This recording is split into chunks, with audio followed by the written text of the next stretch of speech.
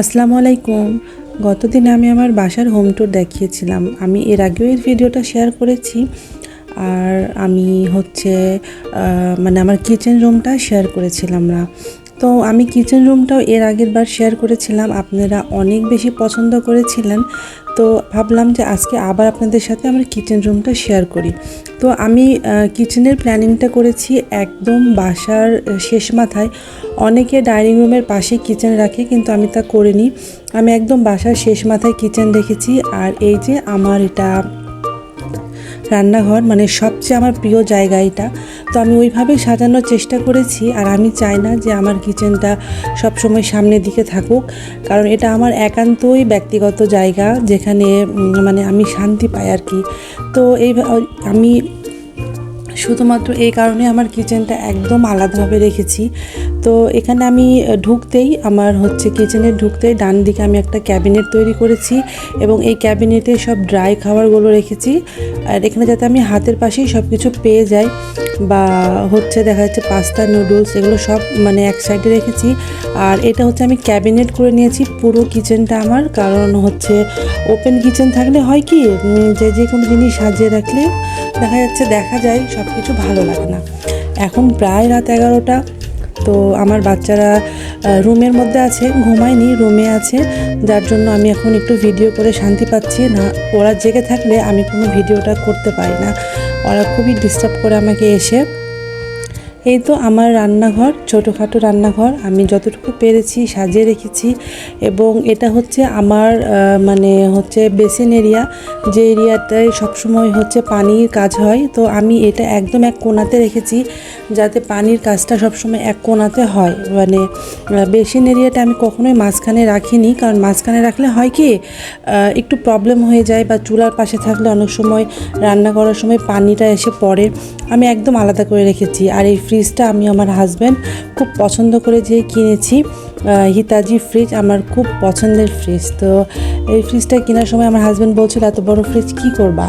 তো আমি বলছিলাম যে আমার এটা খুব পছন্দের একটি ফ্রিজ। আমি কালারটা খুব সুন্দর, পার্পেল কালার।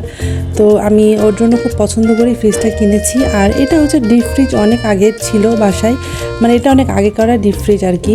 তো এই তো আমি খুব সুন্দর করে ছিমছামভাবে রান্নাঘরটা সাজানোর চেষ্টা করেছি, এবং টাইলসগুলোও খুব সুন্দর করে দেওয়ার চেষ্টা করেছি যাতে ম্যাচিং হয়ে যায়।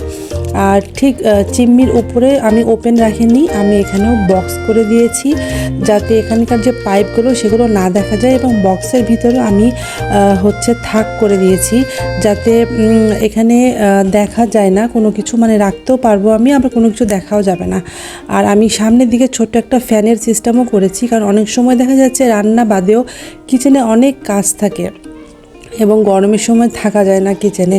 তো আমার যেহেতু চুলাটা একটু ভিতরে, তো আমি রান্না করার সময় ফ্যানটা ইউজ করতে পারি, আমার কোনো সমস্যা হয় না রান্নাতে। মানে দেখা যাচ্ছে যে গ্যাসের আগুন কোনো সময় প্রবলেম হয় না।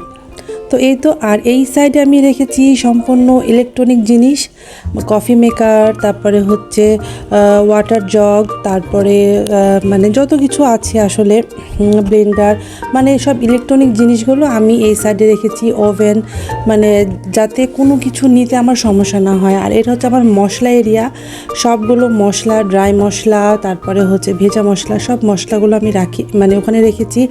আর এখানে কিছু জিনিসপত্র রেখেছি যাতে কোনো গেস্ট আসলে আমি সহজে বের করে দিতে পারি। আর এই তো আমার কিচেন ট্যুর, আশা করি আপনাদের খুব ভালো লাগবে। আর শর্টকাটে যাতে যে জিনিসগুলো আমি হাতের নাগালে পাবো সেইভাবে আমি আমার কিচেনটা সাজিয়ে রেখেছি আর কি। কিন্তু ক্যাবিনেট থাকার কারণে দেখা যাচ্ছে যে কোনো সময় গোছাতে ইচ্ছা করলো না, মানে যেমন তেমন করে রেখে দিলেও আর প্রবলেম হয় না। এই তো আমার কিচেন ট্যুর দেখানো শেষ। আশা করি আপনারা আমার কিচেন পছন্দ করবেন এবং আপনাদের ভালো লাগবে, এবং আমার আইডিয়াগুলো কেমন লেগেছে প্লিজ আমাকে কমেন্টে জানাবেন। আর এই তো আমি বের হয়ে গেলাম কিচেন থেকে। আমি ঠিক আমার কিচেনের পাশে ওয়াশিং মেশিনটা রেখেছি, যাতে এটাও এক সাইডে, বাসার এক সাইডে। আর এই তো করিডোর থেকে ঠিক হেঁটে আবার মানে ড্রয়িং রুমে আসতে হয়। তো এই ভিডিওটা এখানেই শেষ করছি। ভিডিওটা ভালো লাগলে প্লিজ আমার চ্যানেলটি সাবস্ক্রাইব করে দিবেন। আল্লাহ হাফেজ।